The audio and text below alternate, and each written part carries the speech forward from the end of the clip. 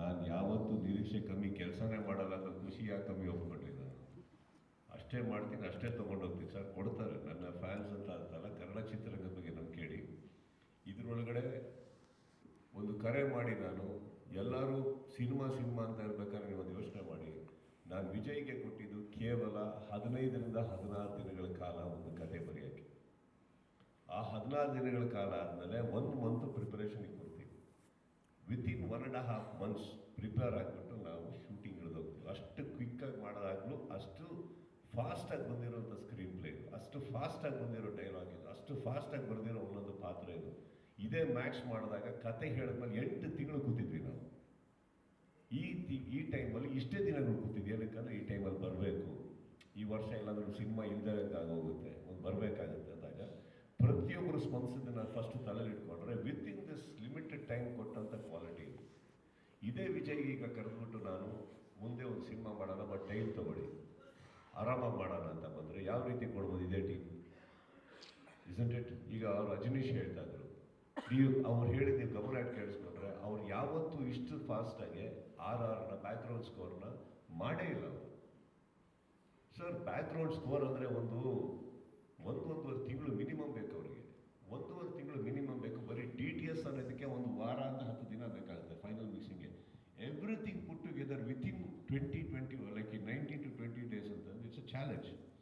DOP ಇವ್ರಿಗೆ ಹೇಳಿದ್ರು, ಹೊಗಳ್ತಾ ಇದ್ರು ಎಷ್ಟು ಅದ್ಭುತವಾಗಿ ಮಾಡಿದಾರಂತ. ಒಬ್ಬ DOPಗೆ ಬೇರ್ ಮಿನಿಮಮ್ ಒಂದು ದೊಡ್ಡ ಸೆಟ್ಟಲ್ಲಿ ಲೈಟಿಂಗ್ ಮಾಡಬೇಕು ಅಂದರೆ ಒಂದು 2 to 3 hours ಬೇಕು. ಅದಾದ್ಮೇಲೆ ಫಾಸ್ಟಾಗಿ ಹೋಗ್ತಾ ಹೋಗೋದು. ಅವ್ರಿಗೆ ಸಿಗ್ತದಿದೆ ಅರ್ಧ ಗಂಟೆ ಹೋಲ್ ಸೆಟ್ನ ಲೈಟ್ ಮಾಡೋಕ್ಕೆ. ಯಾಕಂದರೆ ಹಿಂದಿನ ದಿನ ಬೇರೆ ಕಡೆ ಶೂಟಿಂಗಲ್ಲಿದ್ದೀವಿ. ಎಷ್ಟೋ ಸಲ ಇವರು ಶೂಟಿಂಗ್ ಮುಗಿಸ್ಕೊಂಡು ರಾತ್ರಿ 2 ಗಂಟೆ ಆದರೂ ಇನ್ನೊಂದು ಸೆಟ್ಟಿಗೆ ಹೋಗಿ ಲೈಟಿಂಗ್ ಮಾಡಿ ಅಲ್ಲೇ ಮಲ್ಕೊಂಡು ನೆಕ್ಸ್ಟ್ ಡೇ ಶೂಟಿಂಗ್ ಮಾಡ್ಯಾರ. So that is a kind of speed everybody work ಅಂದಾಗ ಆ ಸ್ಪೀಡಲ್ಲಿ ಬರುವಂಥ ಕ್ವಾಲಿಟಿ ಏನು? ನಿಮಗೆ ತುಂಬ ಹೊಟ್ಟೆ ಹಸ್ಕೊಂಡು ಮನೆಗೆ ಹೋಗಿರ್ತೀರಿ ಸರ್, ಹೋದಾಗ ತುಂಬ ಹೊಟ್ಟೆ ಹಸ್ತಾರೆ, ನನಗೆ ಏನು ಮಾಡ್ತೇವೆ ಗೊತ್ತಿಲ್ಲ, ಒಂದು ಅರ್ಜೆಂಟಾಗಿ ಮಾಡೋದಾಗ ಆ ಟೈಮಲ್ಲಿ ಅದ್ಭುತವಾಗಿ ಒಂದು ರೈಸು ದಾಲ್ ಅಥವಾ ರೈಸು ರಸಂ ಮಾಡಿಕೊಟ್ಟಾಗ ಅದು ಕೂಡ ತೃಪ್ತಿ ಇದೆಯಲ್ಲ ನಿಮಗೆ. ಆ ಟೈಮಿಗೆ ಅಷ್ಟು ಸ್ಪೀಡಾಗಿ ನೀವು ಹೊಟ್ಟೆ ತುಂಬಿಸಿದ್ರು ಅಂದರೆ ಅದೇ ಸರಿ ಸಿನಿಮಾ. ಟೈಮ್ ತೊಗೊಂಡು ಮಾಡೋ ಟೈಮಲ್ಲಿ ಮಾಡ್ತೀವಿ. ಅದನ್ನೆಲ್ಲ ತಲೆಯಲ್ಲಿ ಇಟ್ಕೊಂಡಾಗ ಇನ್ನೊಂದು ಮ್ಯಾಕ್ಸ್ ನೀವು ನೋಡಿದ್ದೀರಿ, ಮ್ಯಾಕ್ಸಿನ ಸಂಭ್ರಮ ನೀವು ನೋಡಿದ್ರಿ, ಮ್ಯಾಕ್ಸಲ್ಲಿ ಬಂದಂಥ ವೀಕ್ಷಕರು ಸೆಲೆಬ್ರೇಟ್ ಮಾಡಿದ್ರಿ ನೋಡಿದ್ರಿ ಅಂದಾಗ ಈಗ ನೋಡಿದ್ದ VT isn't it 5 to 6 times 10 times more than that? ಸಂಭ್ರಮ ನಿಮ್ಮ ಕಣ್ಣಿಗೆ ಕಾಣಿಸ್ತದೆ ಸರ್. ಇನ್ನೊಂದು ಹೇಳ್ತೀನಿ ಕೇಳಿ, ಯಾವುದೋ ಒಂದು ಥಿಯೇಟ್ರಲ್ಲಿ ಒಂದು ಶೋ ನಾನು ಏನೋ ಒಂದು ಮಾಡಿಸ್ಬೋದು ಸರ್. ಇಡೀ ಕರ್ನಾಟಕದಲ್ಲಿ ಎಲ್ಲ ಥಿಯೇಟ್ರಲ್ಲೂ ನಾನು ವಿಸಿಲ್ ಹೊಡಿಸಿ ಸಂಭ್ರಮ ಮಾಡ್ಸೋಕ್ಕೆ ಆಗಲ್ಲ ಸರ್. ಅಷ್ಟು ದೊಡ್ಡವನು ನಾನಲ್ಲ, ಅಷ್ಟು ರೀಚು ಇಲ್ಲ, ನನ್ನ ಹತ್ರ ಅಷ್ಟು ದುಡ್ಡು ಇಲ್ಲ. ಇದಿಷ್ಟು ಬರೋದು ಪ್ರೀತಿಯಿಂದ. ಅದನ್ನು ಸ್ವೀಕರಿಸಿದ ಮೇಲೆ ಸಂಭ್ರಮ ಅಲ್ಲ ಸರ್, ಇದು ನನಗೆ ಸಿಕ್ಕಂಥ ವರ. ಸುದೀಪ್ ಸರ್ ಒಂದು ವೇದಿಕೆಯಲ್ಲಿ ಮಾತಾಡಿದಂಥ ಮಾತು ಈ ಸಿನಿಮಾಗೆ ನೆಗೆಟಿವ್ ಆಗಿ ಕನ್ವರ್ಟ್ ಆಗಿದೆ ಅಂತ. ಯಾಕಂದ್ರೆ ಸಿನಿಮಾ ಚೆನ್ನಾಗಿದ್ರು ಕೂಡ ಸಿಕ್ಕಾಪಟ್ಟೆ ನೆಗೆಟಿವ್ ಆಗಿ ಒಂದಷ್ಟು ಪೋಸ್ಟ್ಗಳು ಬರ್ತಾ ಇದೆ. ಸೊ ಮೊದಲ 3 ದಿವಸ ಫ್ಯಾನ್ಸ್ಗಳ ಸಿನಿಮಾ ಆಗಿರುತ್ತೆ, ಫ್ಯಾನ್ಸ್ಗಳು ಬಂದು ಸಿಕ್ಕಾಪಟ್ಟೆ ನೋಡ್ತಾರೆ. ಆ ನಂತರ ಬರೋ ಪ್ರೇಕ್ಷಕರು ಸೊ ಇವ್ರಿಗೆ ಕೆಟ್ಟದಾಗಿ ಮೈಂಡಲ್ಲಿ ತುಂಬಿದ್ರೆ ಆ ನಂತರದಲ್ಲಿ ಬರೋ ಪ್ರೇಕ್ಷಕರು ತೊಂದರೆ ಆಗುತ್ತೆ ಅನ್ನೋದು ಈ ಬದನೆಕಾಯಿ ಆಗಲ್ಲ. ಸುದೀಪ್ ಸರ್, ವೇದಿಕೆ ಮೇಲೆ ನೀವು ಹೇಳ್ತೀರಾ, ವೇದಿಕೆ ಮಾತಾಡಿರೋದನ್ನ ನೆಗೆಟಿವ್ ಅಲ್ಲ ಸರ್. ನೆಗೆಟಿವ್ ಅದು ಲಾರಿ ಗಟ್ಟಲೆ ಬರೋದು ನೋಡಿದ್ದಕ್ಕೆ ಮಾತಾಡಿದ್ದು ನಾನು. ನನಗೇನು ಕೆಲಸ ಇಲ್ವಾ? ಮಾತಾಡಿದ್ವಿ. ಈಗ ನೀವು ನೆಗೆಟಿವ್ ಅಂತೀರಾ, ಮಾಡಲಿ ಬಿಡಿ. ಈಗ ನೀವು ಹೇಳ್ತೀರಿ ನಿನ್ನೆ ನವರಂಗ್ ಥಿಯೇಟರ್ 10:30 ಶೋ, ಅದು 10 ಗಂಟೆ show, 80% ladies with their children. ಈಗ ಇನ್ನೊಬ್ರು ಇಲ್ಲಿ ಕುತ್ಕೊಂಡು ಇವರೇ ಹೇಳಿದ್ರು, ಸುದೀಪ್ ಅವರಿಗೆ ಫೀಮೇಲ್ ಫ್ಯಾನ್ಸು ಆ ಥರ ಇದೆ ಬಳಗ ಅಂತಂದ್ರು. ಈಗ ಅವ್ರನ್ನ ವೀಕ್ಷಕರ ತೊಗೊತಿರೋ ಫ್ಯಾನ್ಸ್ ಆಗಿ ತೊಗೊತಿರೋ, it's not needed. Kannada cinema ನೋಡೋಕ್ಕೆ 10 ಗಂಟೆ ರಾತ್ರಿ ಆ ಚಳಿಯಲ್ಲಿ, ನೆನ್ನೆ ಇನ್ನೊಂದು ವೀಕ್ ಡೇಸಲ್ಲಿ 10 ಗಂಟೆಗೆ ಅಷ್ಟು ಫುಲ್ ಆಗಿ ಬರೀ 80% ladies and with their children ಬಂದಿದ್ದಾರೆ ಅಂದರೆ ನೀವು ಹೇಳಿ. ಅವ್ರಿಗೂ ಕಿವಿ ಇದೆ, ಕಣ್ಣಿದೆ, ಎಲ್ಲದಕ್ಕಿಂತ ಹೆಚ್ಚಾಗಿ ಬುದ್ಧಿ ಇದೆ. ಯಾವ್ದು ಕೇಳಬೇಕು, ಯಾವ್ದು ಕೇಳಬಾರ್ದು. ಬರ್ತಾ ಇರೋದು ಎಲ್ಲಿಂದ? ನಿಮ್ಮ ಲೋಗೋ ಹಾಕೊಂಡು ಇದನ್ನು ನೋಡಿ ನಂಬ್ತಾರ ಅವರು? ಹೇಳಿ.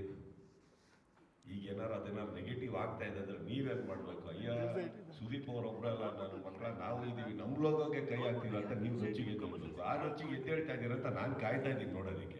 ನಮ್ದನ್ನು ನಾವು ಕಾಪಾಡ್ಕೊಂಡ್ವಿ, ನಿಮ್ದನ್ನು ನೀವು ಕಾಪಾಡ್ಕೊಳ್ಳಿ. ಅಲ್ಲಿದ್ದೀವಿ. ಅಕಸ್ಮಾತ್ ಏನಾದ್ರು ಸ್ವಲ್ಪ ಹೆಲ್ಪ್ ಬೇಕು, ಸುದೀಪ್ ಅವರೇ ಬಂದು ಒಂಚೂರು ಹೇಳಿ, ನಾನು ಬರ್ತೀನಿ, ಸೇರ್ಕೊಳ್ಳೋದು, ಏನು ಪ್ರಾಬ್ಲಮ್ ಇಲ್ಲ. ನಮ್ಮ ಸಿನಿಮಾ ನೀವು ಕಾಪಾಡಿ, ನಿಮ್ಮ ಲೋಗೋ ನಾವು ಕಾಪಾಡಿ. ಸುದೀಪ್ ಸರ್, ನಮಗೆ ಅದು ನಲ್ಪಾಡ್ ಅವರಿಂದ ಮತ್ತು ಚಂದ್ರಚೂಡ್ ಸರಿಂದ ಆ್ಯಂಡ್ ರಾಜಗೌಡರಿಂದ ಅಂತೀವಿ. ಸೊ ಆ ಇಂಟೆಲಿಜೆನ್ಸ್ ಅವರಿದ್ದಲ್ಲ, ಅದು ಬಂದಾಗ ಅವ್ರು ಇದ್ರು. ಓಕೆ, ನನ್ನ ಇಂಟೆಲಿಜೆನ್ಸ್ ಅವ್ರು 3 ಜನ ಅಲ್ಲ, ನನ್ನ ಸಹೋದರರು.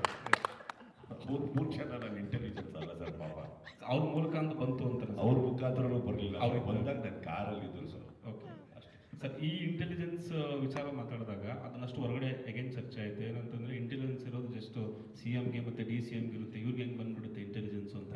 ಅಗೇನ್ ಇಲ್ಲಿ ಸತೀಶ್ ಸರ್ ಹೇಳಿದಾಗೆ ಅದು ನಿಜ ಕೂಡ ಆಯಿತು. ಜಸ್ಟ್ 24 hours ಅಲ್ಲಿ ಅಗೇನ್ ಲೀಕ್ ಆಗೋಯ್ತು. ಸೊ ಈ ಒಂದು ಟೀಕೆ ಟಿಪ್ಪಣಿಗಳ ಬಗ್ಗೆ ಏನು ಹೇಳ್ತೀರಿ ಸರ್? ಇಂಟೆಲಿಜೆನ್ಸ್ ನನಗೆ ಸರಿ ಕೇಳಿಸ್ತಾ ಇಲ್ಲ, ಕ್ಲಾರಿಟಿ ಬರ್ತಾ ಇಲ್ಲ. ಹಲೋ ಹಲೋ ಸರ್, ಕೇಳಿಸ್ತಿದೆಯಾ ಈಗ? ಎಸ್, ಮೈಕ್ ಸ್ವಲ್ಪ ದೂರ ಇಟ್ಕೊಳ್ಳಿ. ಹಾಂ, ಇವತ್ತು ಅಲ್ಲಿವರೆಗೆ ಕೇಳಿಸ್ತು ಸರ್. ಇಂಟೆಲಿಜೆನ್ಸ್ ಆದಮೇಲೆ ಹಲೋ ಹಲೋ ಎಸ್, ಈಗ ಬೆಟರ್. ಓಕೆ ಸರ್, ಈಗ ಕೇಳಿಸ್ತಿದೆಯಲ್ಲ ಸರ್? ಇಂಟೆಲಿಜೆನ್ಸ್ ವಿಚಾರ ಬಂದಾಗ ಅದು ಕೆಲವು ಹೊರಗಡೆ ಟೀಕೆಗಳು ಬಂತು. ಈ ಇಂಟೆಲಿಜೆನ್ಸ್ ಬರೋದು ಕೇವಲ CMಗಳಿಗೆ DCMಗಳಿಗೆ ಇವ್ರಿಗೆ ಎಲ್ಲಿಂದ ಬಂದ್ಬಿಡುತ್ತೆ ಇಷ್ಟು ಇನ್ಫಾರ್ಮೇಷನು ಅಂತ ಹೇಳೋದಷ್ಟೇ ಆಯಿತು. ಸೊ ಈ ಒಂದು ಟೀಕೆಗಳ ಬಗ್ಗೆ ತಾವೇನು ಹೇಳ್ತೀರಿ ಸರ್? ಇಂಟೆಲಿಜೆನ್ಸ್ ರಿಪೋರ್ಟ್ಗಳ ಬಗ್ಗೆ ನಿಮ್ಗೆ ಯಾವ ರೀತಿ ಮಾಹಿತಿ ಸಿಕ್ತು ಅನ್ನೋದ್ರ ಬಗ್ಗೆ? ಬಿಟ್ಕೊಡೋದೇ ಸ್ಟುಪಿಡಿಟಿ, ಇಂಟೆಲಿಜೆನ್ಸ್ ಅಲ್ಲ. ನನ್ನ ಇಂಟೆಲಿಜೆನ್ಸ್ ಬಗ್ಗೆ ನಾನೇ ಮಾತಾಡಲಿ. ಯಾರೋ ಟೀಕೆ ಮಾಡ್ತಾರಂತ ಇವಾಗ ಯಾರೋ ಒಂದು ಹೇಳ್ತಾರೆ, ಸುದೀಪ್ ಅವ್ರು ಪ್ಯಾಂಟ್ ಬಿಟ್ರೆ ಏನು ಹಾಕಲ್ಲ ಅಂತ ಬಿಚ್ಚು ತೋರಿಸಲ್ಲ. ನಂದು ಸರ್, ನಂದು ನಾನು ಯಾಕೆ ಇದು ಮಾಡಿ ಯಾವ್ದ ಟೀಕೆಗಳಿಗೆಲ್ಲ ಉತ್ತರ ಕೊಡಲ್ಲ ಸರ್. ಅದೇ ನನಗೆ ಏನಿದೆ ಇಂಟೆಲಿಜೆನ್ಸ್ ಅಂತ ಸರ್, ನಾನು CM ಆಗ್ಬೇಕಾ? ನಮ್ದೊಂದು ರೂಪ್ ಇಲ್ಲಮ್ಮ. ಈಗ ನೀವೇ ಕುತ್ಕೊಂಡಲ್ಲಿ ನಿಮಗೆ ಗೊತ್ತಿಲ್ಲ, ನೀವೇನನ್ಬಿಟ್ರಿ ಇಂಟೆಲಿಜೆನ್ಸ್ ಆದಂಥ ಚಕ್ರವರ್ತಿ ಅವರು ಪಾಪ ಅವ್ರ ಸಹೋದರರು ಕಾರಾಗಿದ್ರು ಅಷ್ಟೇ. ನಾನೊಂದು ಮಾತು ಹೇಳ್ತೀನಿ ಸರ್, ಇಂಟೆಲಿಜೆನ್ಸ್ ಅಂದ ತಕ್ಷಣ ನಾನು ಸಿಲ್ಲಿಯಾಗಿ ಮಾತಾಡೋದಲ್ಲ ಸರ್.